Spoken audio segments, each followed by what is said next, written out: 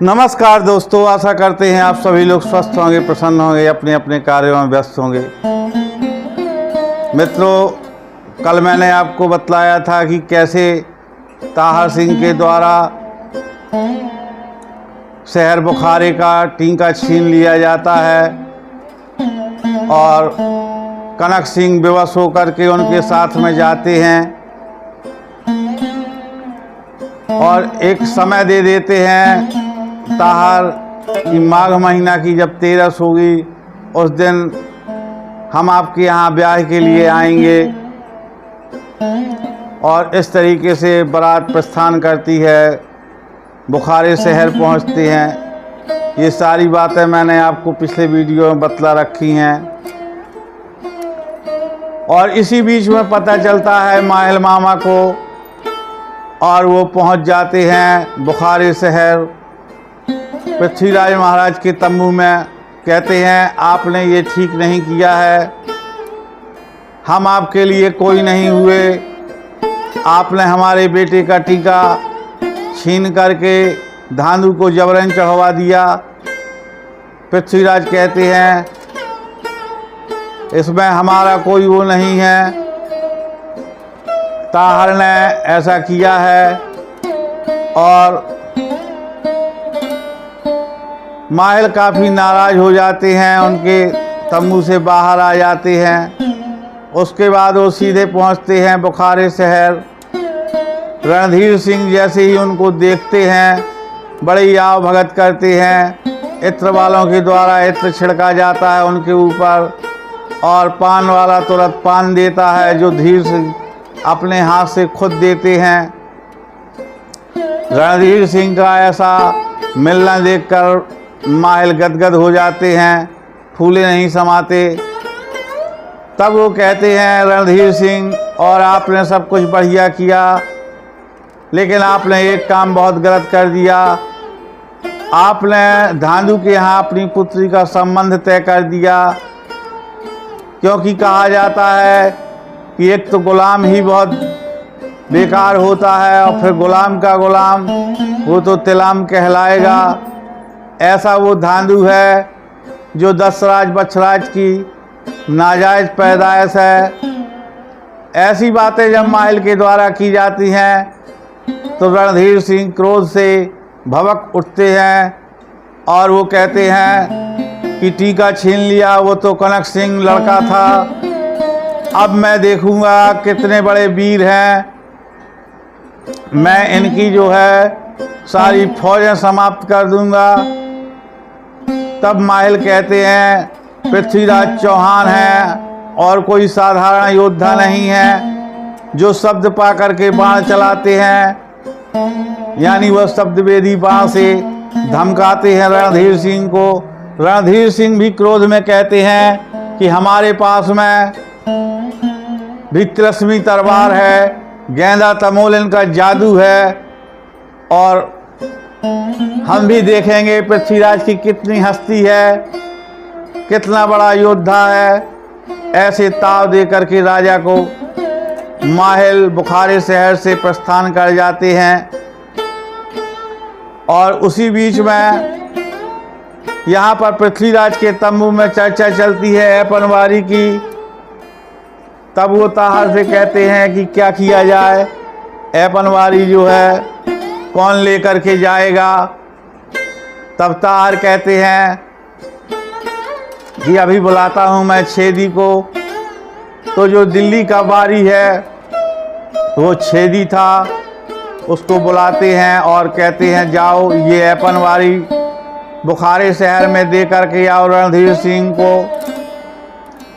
Nagy तैयार हो जाता है। जैसे ही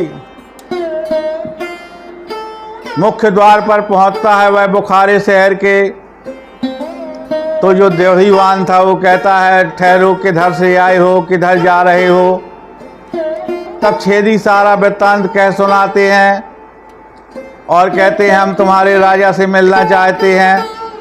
वो कहता है ठहरो मैं पूछ करके आता हूँ। महाराज रणधीर सिंह की आज्ञा मिलने के बाद दरबान फाटक खोल देता है। छेदी बारी चले जाते हैं राजसभा में। वहाँ जाकर के ऐपनवारी राजा रणधीर सिंह के सामने रखते हैं और कहते हैं मालिक मेरा नैंग दे दिया जाए। तो रणधीर सिंह कहते हैं कैसा नैंग बारी, हम तुमको जो है नैंग क्या दें, तुम्हारे मालिक ने हमारा टीका जबरदस्ती छीना है। तो बारी कहता है कि महाराज आप ये बातें राजा पृथ्वीराज से करें और इसमें मेरी क्या गलती है, जैसे मैं उनका बारी हूँ, उनका सेवक हूँ, उसी प्रकार आपका भी हूँ। और नैंग के लिए बारी का काम है झगड़ा करना, तो मैं आपसे भी झगड़ूंगा। और अगर ऐसे नहीं देंगे तो चाहे युद्ध हो जाए, लेकिन मैं नैंग तो लेकर के ही जाऊंगा। तब रणधीर सिंह को क्रोध आ जाता है कि ये मुझे अप्रत्यक्ष रूप से युद्ध की चुनौती दे रहा है। वो कहते हैं सारे शूरवीर आगे बढ़ो और इसको बंदी बना लो, पाजी को, इसका सर मैं अपने किले की दीवार पर टांग दूंगा। और जब वो माहौल देखते हैं छेदी, तो वो अपने दोनों हाथों में तलवार पकड़ लेते हैं, घोड़े की रास अपने दांतों से दबा लेते हैं और विकट युद्ध करते हैं। और जब घेरता हुआ महसूस करने लगते हैं तो वो किले के बाहर निकल जाते हैं, ये कहते हुए कि मैं अपना शेष नैंग अब भावरों में लूँगा। और इधर पर राजा के मन में एक विचार आता है कि जिनकी बारी ऐस लड़ैया तिलमलकन के कौन हवाल, तो ऐसी कोई युक्ति लगाऊं जिससे ये सारा झगड़ा ही मिट जाए। तब राजा रणधीर सिंह के मन में आता है क्यों ना मैं इस समय गेंदा तमोलिन की मदद ले लूं। और गेंदा तमोलिन को तलब करते हैं। तमोलिन आकर के उनको प्रणाम करती है, कहती है बताइए महाराज क्या आदेश है। तब वो कहते हैं मैं पूछ रहा हूँ तुमसे, क्या तुम धांधु को किसी तरह बेला फुसला करके ला सकती हो। तो गेंदा तमोलिन और जाती है, राजा की उस बाग में विचरने लगती है अपनी सहेलियों के साथ में।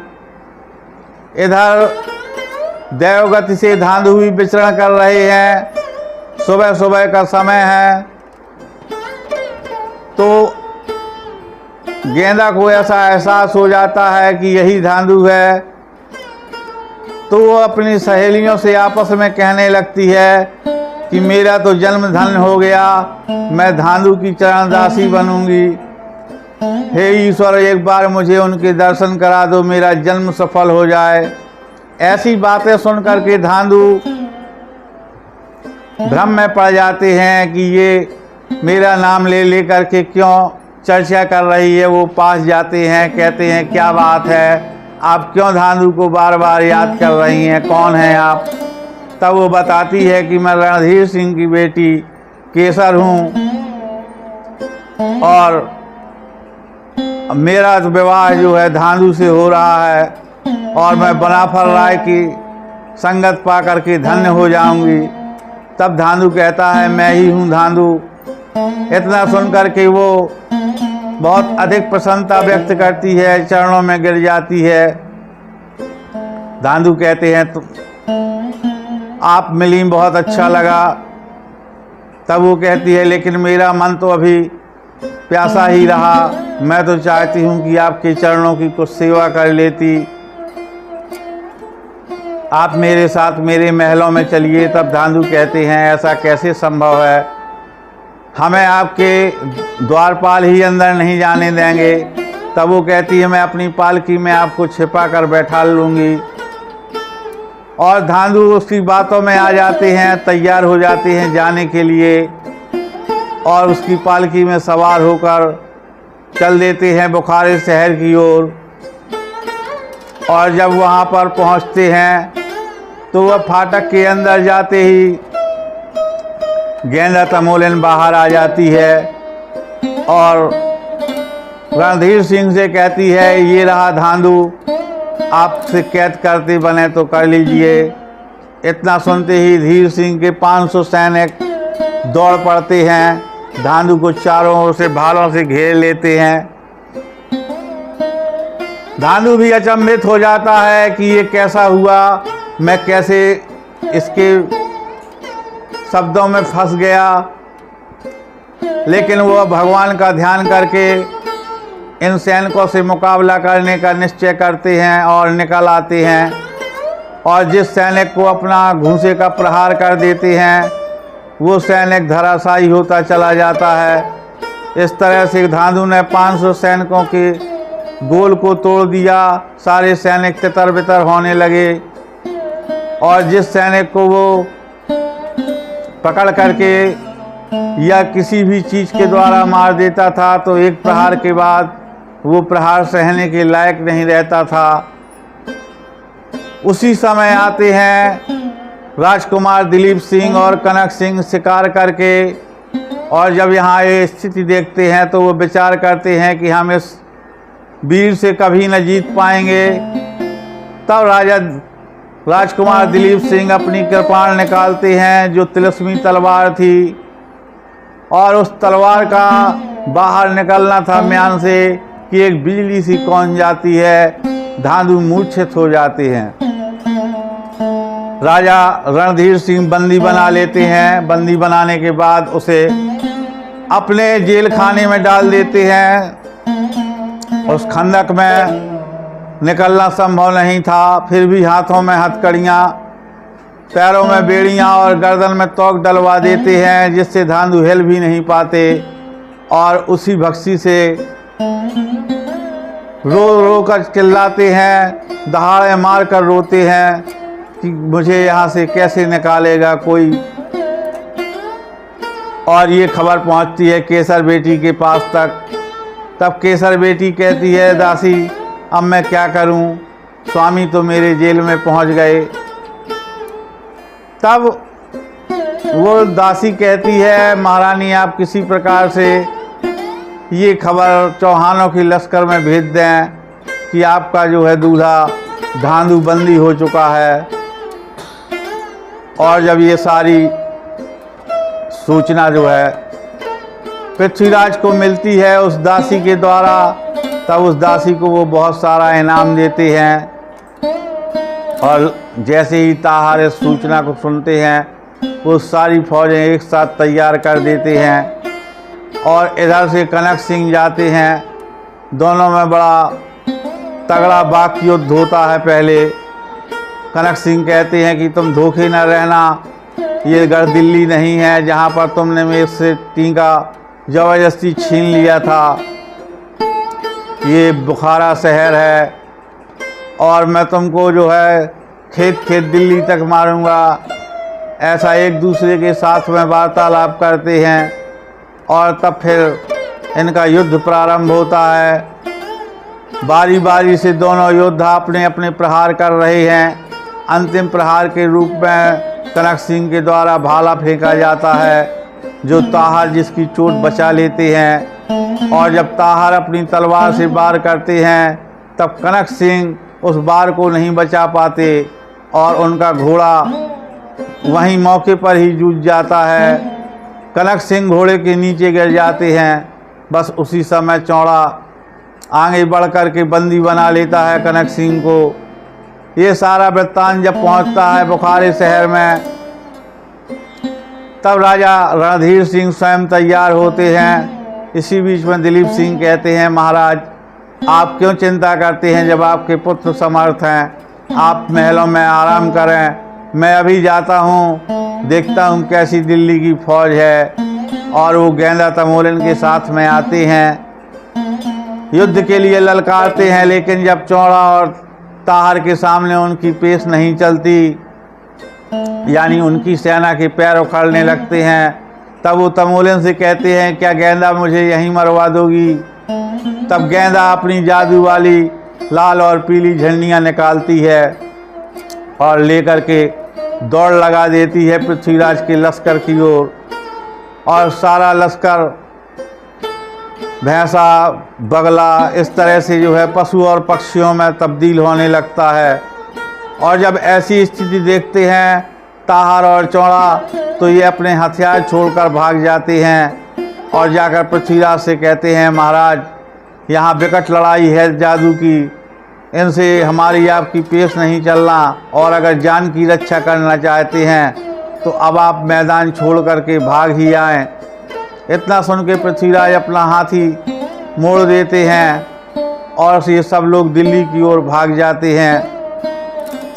यहाँ पर दिलीप सिंह आते हैं और अपने भाई की कैद छुड़वा लेते हैं और जीत का डंका बजाते हुए अपने बुखारे शहर की ओर लौट जाते हैं।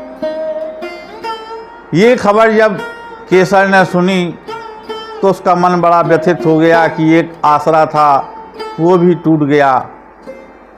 तब उसकी उदासी कहती है, बहन चिंता न करो, अभी एक सहारा और है। आप गढ़ महोबे में रानी मल्हा को पत्र भेज दें, क्योंकि गढ़ महोबे में रानी मल्हा का ही हुक्म चलता है, और माता मल्हा अगर आपको सहायता करेंगी तो आपके पति जरूर बंधन मुक्त हो जाएंगे। इतना सुनते ही केसर ने पत्र लिखा और एक तोते के द्वारा उस पत्र को महारानी मल्हा के पास भेजती हैं, और वो जाकर के पत्र तोता मल्हा रानी को देता है।